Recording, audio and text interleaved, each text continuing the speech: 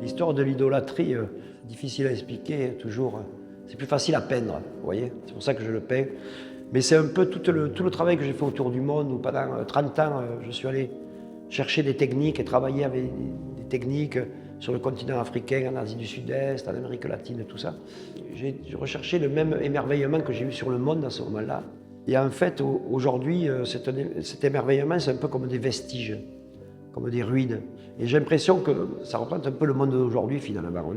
Pour moi, en tout cas, je trouve que le passé est comme un vestige aussi, comme une ruine d'anciennes idoles qu'on a adorées et qu'on croyait qu'elles seraient éternelles dans les années 80, vous voyez. On croyait que les choses seraient éternelles et finalement non. Et aujourd'hui, c'est juste des vestiges visités par des hordes de touristes. Et c'est vrai que j'ai vu le monde changer. Déjà, il y a des choses que je faisais à cette époque, des lieux comme en Afrique subsaharienne où je ne peux plus vraiment aller aujourd'hui. Je ne pourrais plus aller travailler comme j'ai travaillé en tout cas. Donc c'est vrai que le voyage, aujourd'hui, je ne le vois plus du tout comme il y a 30 ans. Je le vois peut-être que c'est un moment où je le vois plus d'une manière intérieure aussi. Et comme moi, ma spiritualité, c'est la peinture. C'est un peu une des seules choses auxquelles vraiment je crois. C'est un voyage aussi dans la peinture. Et là, c'est vrai qu'on voit toutes les références aux peintres anciens. Ben, figurez-vous que les influences vraiment de la vraie histoire de l'art, elles sont rentrées que récemment. Elles sont rentrées qu'il y a une dizaine d'années, au bout, je vous dis, de ces 30 années de pérégrination à travers le monde. Parce qu'en fait, j'avais fait un voyage géographique, mais je n'avais pas fait un voyage dans l'histoire. Parce que quand j'ai commencé, j'avais 20 ans, 21 ans, même avant, j'avais 18 ans, même les premières peintures. Mes principales influences, c'était vraiment le XXe siècle et les débuts du XXe siècle. Et là, c'est vrai qu'aujourd'hui, après avoir passé beaucoup de temps à voir beaucoup d'autres choses, je suis retourné au Louvre il y a 10-12 ans. J'ai eu l'occasion d'aller au Prado et surtout, j'ai eu l'occasion d'aller à Florence. Voilà. Et j'ai même essayé de réinterpréter des peintures italiennes principalement, quelques espagnoles, mais beaucoup hollandaises, pour les comprendre.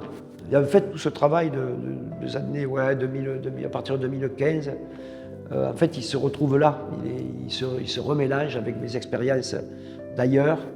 Et l'ailleurs, c'est un ailleurs historique, un ailleurs géographique, en fait, qui se rencontrent un peu. Mes influences, en fait, j'ai appris à lire et à dessiner avec la bande dessinée, en fait. C'est pour ça que j'ai un attrait pour la Belgique très, très, très fort. Hein. C'était réellement dans un autre esprit de créer de la peinture dans un autre esprit, quoi. Qu'une peinture soit comme une histoire, comme un album de bande dessinée. Et donc j'ai gardé tout ça. En fait, mon rapport à la bande dessinée, c'est que je suis un artiste qui est fan de bande dessinée. Voilà. J'ai toujours essayé aussi de faire des peintures qui soient lisibles. Voilà. J'ai pas envie, j'ai envie que le mystère il soit après.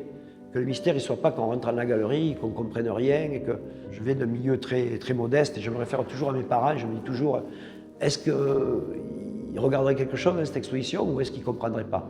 J'ai toujours vraiment cette idée d'un contact, d'une transmission d'énergie avec un public le plus large possible.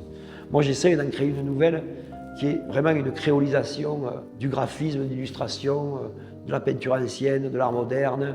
Il y a tout ce mixage, je crois que j'ai voulu vraiment mettre le focus sur la peinture, essayer sur chaque surface de peinture que je fais, de rentrer toute l'expérience que j'ai vécue et tout ce que j'ai appris au cours de ce parcours. Voilà.